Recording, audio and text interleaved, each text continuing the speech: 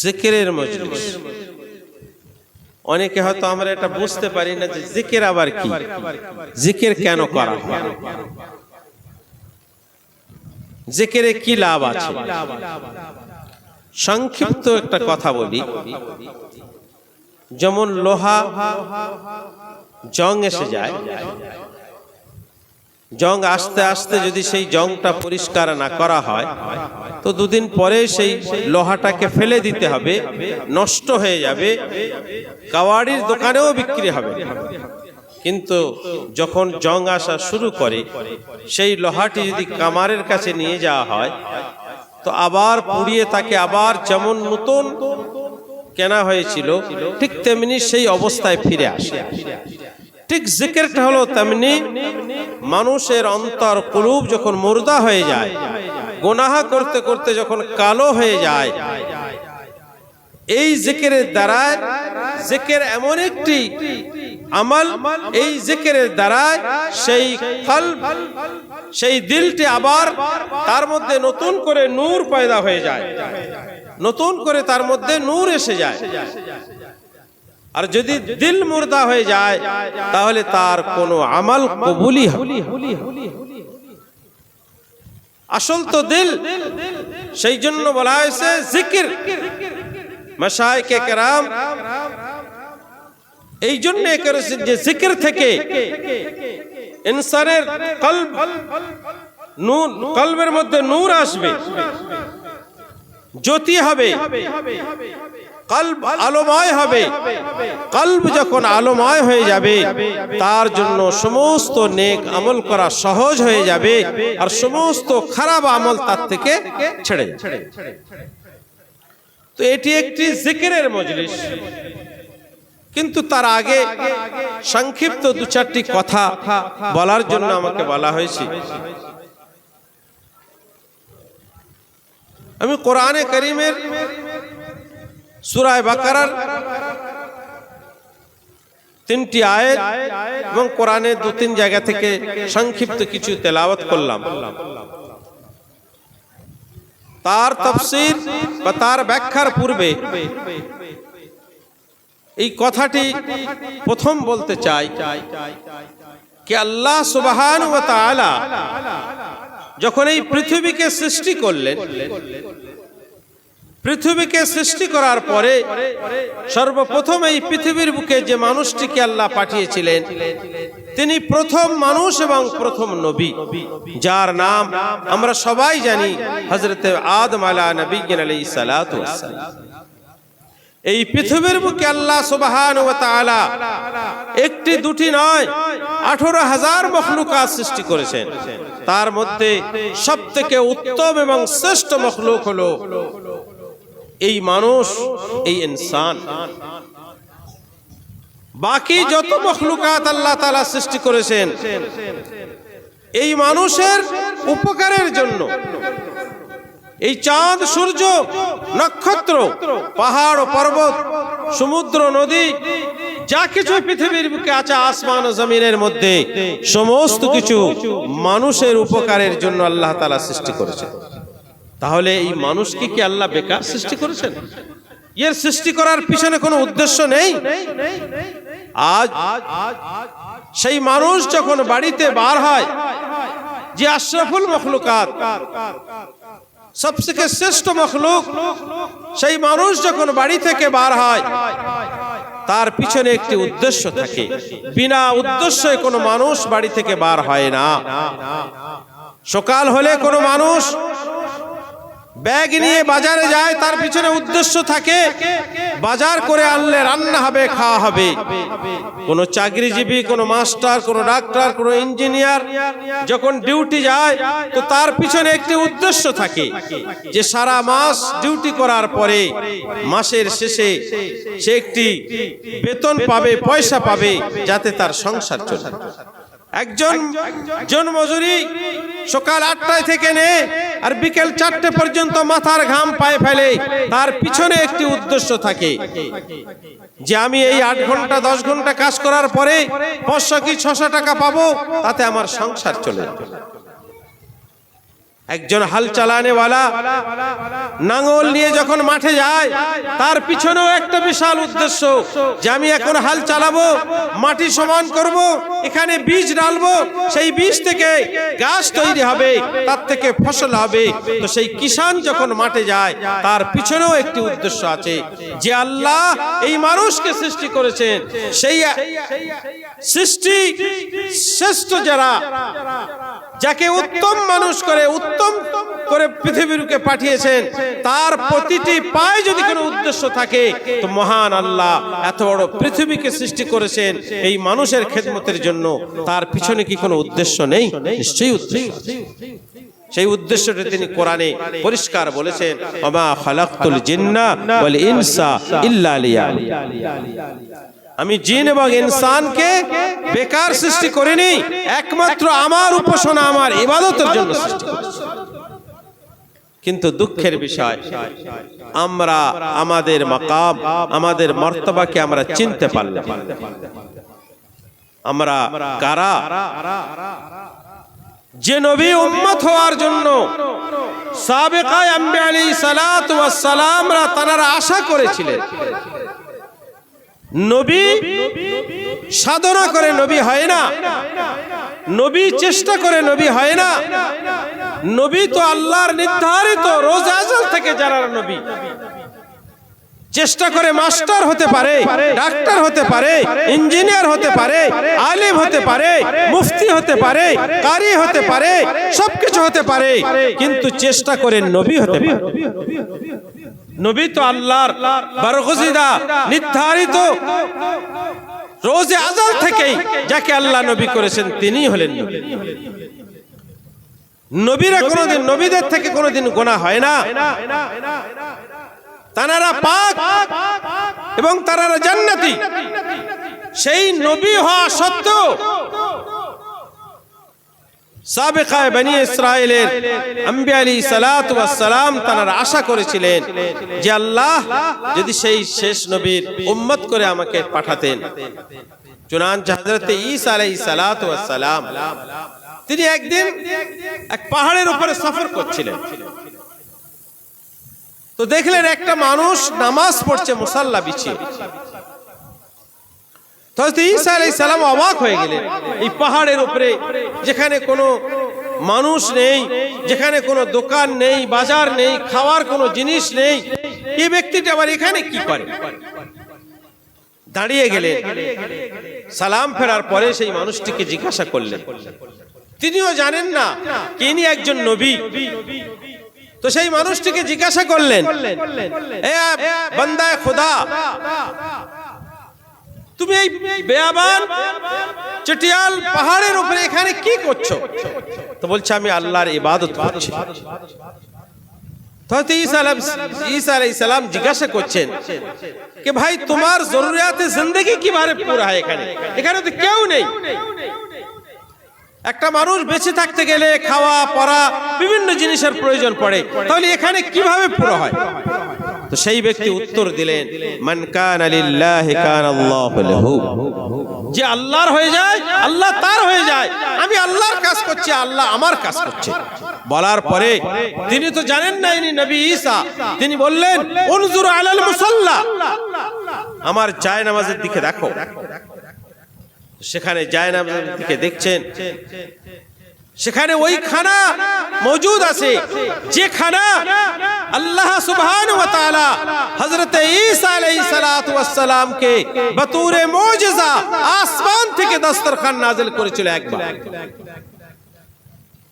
যে খানা ঈসা আলাইহিস সালাম কে আল্লাহ একবার দিয়েছেন, সেই খানা ওই ব্যক্তি যে ওই পাহাড়ের উপরে আল্লাহর ইবাদত করছে, নামাজে মশগুল আছে, তাকে সকাল এবং সন্ধ্যায় দু টাইম। হযরত ঈসা আলাইহিস সালাম অবাক হয়ে গেলেন, বললেন ওগো আল্লাহ, আমি তো তোমার নবী, নবী ঈসা, তুমি আমাকে যেখানে একবার দিয়েছো দস্তরখান, এই ব্যক্তিকে তুমি সকাল সন্ধ্যা দিচ্ছ, তাহলে আমার থেকে কত বড়, কত বরগুজিদা, কত নেক ইনসান, আমার থেকে কত বেশি ইবাদত করেছে। আল্লাহ সুবহানাহু ওয়া তাআলা তার হাবিব হযরত ঈসা আলাইহিস সালাম কে বললেন, ওগো আমার নবী ঈসা, তুমি এর ইবাদতে তাজ্জব হয়ে যাও না, এর আমালে তাজ্জব হয়ে যাও না। তোমার পরে একজন নবী আসবে, যে নবীর উম্মতের মধ্যে এমন একটি রাত দেব আমি, খায়রুম মিন আলফিশ শাহর, এক রাত যদি সেই নবীর উম্মত ইবাদত করে তো আমি 83 বছর বেশি ইবাদতের সওয়াব তার নামায় আমার লিখব। কোন সাধারণ কথা নয়। তো সেই সময় হযরত ঈসা আলাইহিস সালাম আকাশের দিকে তাকিয়ে বলেছিলেন, ওগো আল্লাহ, যদি আমার সেই নবীর উম্মত করে আমাকে পাঠাতেন, যে নবীর উম্মতের মধ্যে এত ফজিলত তুমি রেখেছো।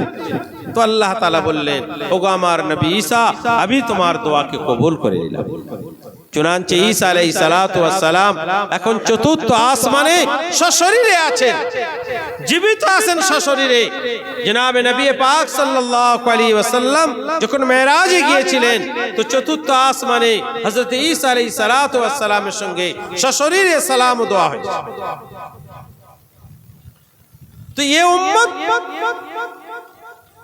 এত ফজিলত ওয়ালা, এত দামি, কিন্তু আমরা আমাদের দাম দিতে পারিনি, আমরা নিজেকে চিনতে পারিনি। তার কারণ কি? না होती है कदर उसकी जो खुद से मिली, न होती है कदर उसकी जो खुद से मिली, कदर होती है उसकी जो दुख से मिली। যদি এই ইসলাম, এই দ্বীন এবং কোরআন সাহাবায়ে কেরাম রিজওয়ানুল্লাহ আলাইহি আজমাইন যে কষ্ট করে তারা যে অর্জন করেছিলেন, যদি আমরা সেইভাবে করতাম তাহলে আজ ফরজ তো দূরের কথা, একটা সুন্নত, একটা নফল আমাদের থেকে ছাড়তে হবে। সাহাবায়ে কেরামরা নিজের জীবন দিয়ে দিয়েছেন, একটা সুন্নত ছাড়তে রাজি ছিলেন না, কারণ তারা খুব কষ্ট করে ইসলাম অর্জন করেছিলেন। আমরা কি মনে করি? বাপ মুসলমান ছিল, দাদাও মুসলমান, সেই ঘরে আমি জন্মগ্রহণ করেছি, আমার নাম আব্দুল্লাহ, আব্দুর রহমান রাখা হয়েছে। জবাই করা গরুর গোশত খেয়নি। ছেলে এবং মেয়ে যখন বড় হয়ে যায়, কাজী এবং ইমাম ডেকে নেকাহ এবং নেকাহ পড়িয়ে দিই, তো আমরা মনে করি মুসলমানিয়াতের জন্য এটাই যথেষ্ট। বুজুর্গ দোস্ত, এই মুসলমানের ঘরে জন্মগ্রহণ করা, নাম আব্দুল্লাহ, আব্দুর রহমান রাখা, এর নাম ইসলাম আর মুসলমান নয়। হযরতে নূহ আলাইহিস সালাতু ওয়াস সালাম তিনি একজন জলিলুর পয়গম্বর ছিলেন। 9.5 বছর আল্লাহর পয়গাম উম্মতকে পৌঁছেছিলেন।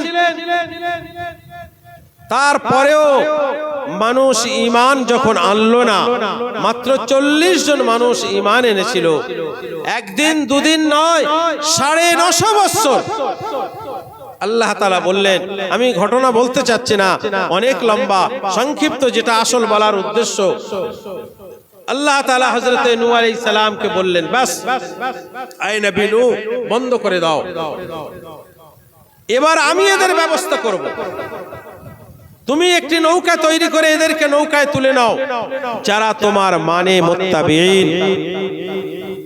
তো আল্লাহ তাআলা সেই সময় বলেছিলেন, ওগো নবী নূহ, আমি তোমার আহলে আয়ালকে বাঁচিয়ে দেব, ভয় করো না, লা তাখাফ। বারাল নৌকা যখন তৈরি হয়ে গেল,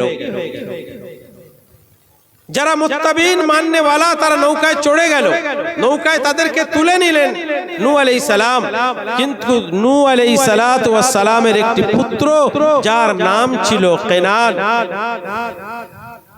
কেনানকে যখন বললেন, বাপ, ওগো আমার ছেলে কেনান, ওগো আমার পুত্র কেনান, এই নৌকায় চড়ে যাও, আল্লাহর এমন একটি আযাব আসছে, সারা পৃথিবী পানিতে ডুবে হাবুডুবু খাবে, সব শেষ হয়ে যাবে। তো কেনান বলেছিল, এত উঁচু উঁচু পাহাড়, এত বড় বড় গাছ, এখানে আবার পানি উঠবে? না না, আমি ওই নৌকায় যেতে পারি। নূহ আলাইহিস সালাতু ওয়াস সালাম তিনি নবী ছিলেন, কিন্তু একজন মানুষ। একজন মানুষের অন্তরে আওলাদের যে মায়া, মমতা, ভালোবাসা থাকা দরকার, সেটা তার মধ্যে ছিল। সেই নূহ আলাইহিস সালাতু ওয়াস সালামের সামনে যখন কেনান ডুবে যাচ্ছে, যতই নাফরমান আওলাদ হোক না কেন, বাপের সামনে যদি পুত্রকে হত্যা করা হয়, সে বাপ কোনোদিন স্থির থাকতে পারে না, সে বাপ কোনোদিন চুপ করে থাকতে পারে না। তো বাপের সামনে বেটা ডুবে যাচ্ছে, তো নূহ আলাইহিস সালাতু ওয়াস সালাম আকাশের দিকে তাকিয়ে বলেছিলেন, ইন্না ওয়াদাল্লাহি হাক্কুন, ওগো আল্লাহ, তোমার অঙ্গীকার তো সত্য, তুমি যা বলো তা সত্য, তুমি তো বলেছিলে আমি তোমার আহল আয়ালকে বাঁচিয়ে নেব। ওগো আল্লাহ, তুমি তো জানো কেনান আমার ঘরে আমার নুতফে পয়দা হয়েছে। তার উত্তরে আল্লাহ কি বললেন, ইয়া নূহ লাইসা মিনকা, খবরদার দ্বিতীয়বার কেনানকে নিজের আওলাদ বলে আখ্যা দিও না। অবাক কাণ্ড, কেনান তো নূহ আলাইহিস সালাতু ওয়াস সালামের আওলাদ, তারই ঘরে জন্মগ্রহণ করেছে, অথচ আল্লাহ বলছেন ইয়া নূহ লাইসা মিন আহলি, কোরআন বলছেন খবরদার একে নিজের আওলাদ বলে আখ্যা দিও না। কেন? ইন্নাহু লাইসা মিন আমালিস সালিহ, এই জন্য এর আমলের সালে নেই। যে নবীর ঘরে জন্মগ্রহণ করনে ওয়ালা, নবী এবং আল্লাহর হুকুমকে যে মানবে না, সে নবীর আওলাদ হতে পারে না। যে মুসলমানের ঘরে জন্মগ্রহণ করলো, যে কোরআন এবং হাদিসকে মানলো না, সে মুসলমানের আওলাদ হতে পারে না। আমরা তো মনে করি আমার বাপ মুসলমান ছিল, দাদা পীর ছিল, আমার নসব অমুকের সঙ্গে মিলে যায়, অমুক পীরের সঙ্গে মিলে যায়, অমুক সাহাবাদের সঙ্গে মিলে যায়, অমুক আউলিয়াদের সঙ্গে মিলে যায়, আমি মনে করি আমার বেড়া তো পার হয়ে গেছে। আরে নবীর ঘরে জন্মগ্রহণ করনে ওয়ালা কেনান আল্লাহর আযাব থেকে বাঁচতে পারলো না, সেই কেনানের জন্য আল্লাহর কাছে চেয়েছিলেন, ইন্না ওয়াদাল্লাহি হাক্কুন, ওগো আল্লাহ তোমার অঙ্গীকার সত্য, কেনান তো আমার ঘরে জন্মগ্রহণ করেছে। তো কি বললেন তার উত্তরে আল্লাহ, ইয়া নূহ লাইসা মিনকা, খবরদার দ্বিতীয়বার কেনানকে নিজের আওলাদ বলে আখ্যা দিও না।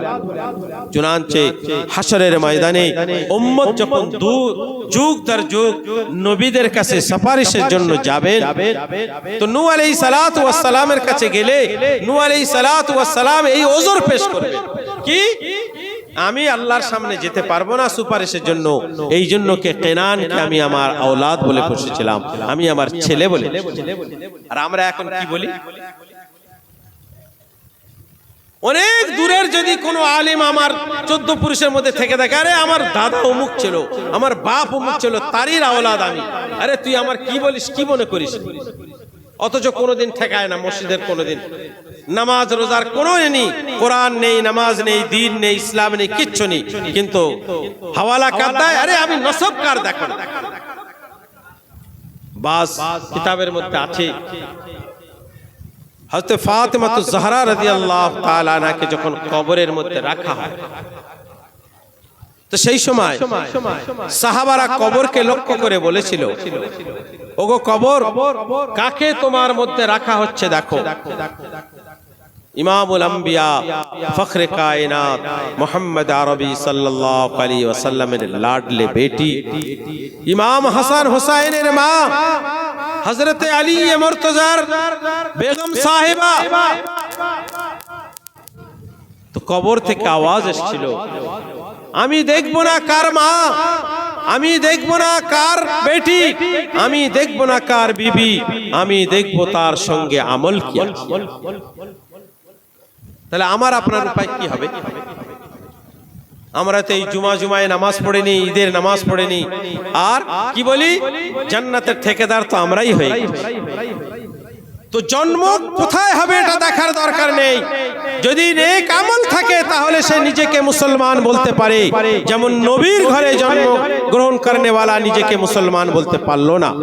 কিন্তু তার বিপরীত হযরত ইব্রাহিম আলাইহিস সালাতু ওয়াস সালাম, তার জন্ম কোরআনে বলা হয়েছে বাপের নাম আজার, একজন অমুসলিমের ঘরে, যার কাজ ছিল পাথরকে কেটে কেটে মূর্তি তৈরি করে তাকে পূজা করা।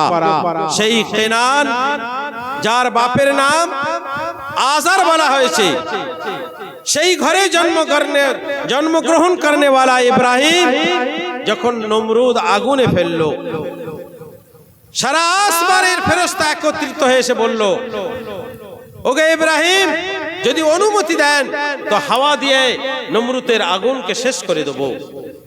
পানির ফেরেশতা বললেন এমন বৃষ্টি বর্ষাবো আগুনের নাম নিশান থাকবে না, পাথরের বৃষ্টি বসে শেষ করে দেব।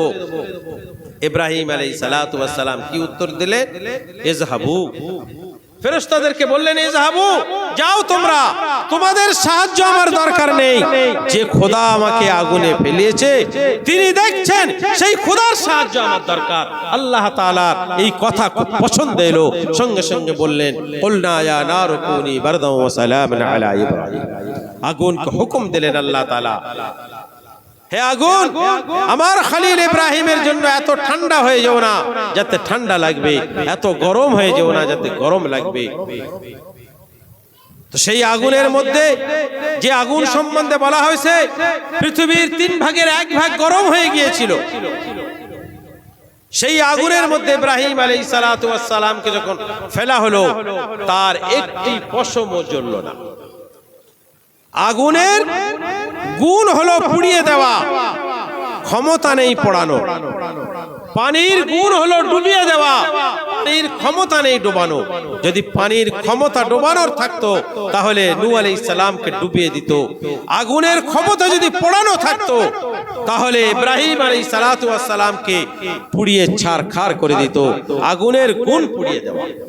আল্লাহ তাআলা বললেন না, আমার হাবিবের একটি পশম জ্বালাতে যাবে। তাহলে জন্ম কার ঘরে এটা নয়, যদি নিজের কাছে নেক আমল থাকে তাহলে সে নিজেকে মুসলমান বলে। তো সেই জন্য বুজুর্গ দোস্ত, আমরা একটু চিন্তা করে দেখি আমরা কদিন বাঁচবো, কি নিয়ে এসেছি আর কি নিয়ে যাব। আমাদের সামনে বড় বড় রাজা মহারাজা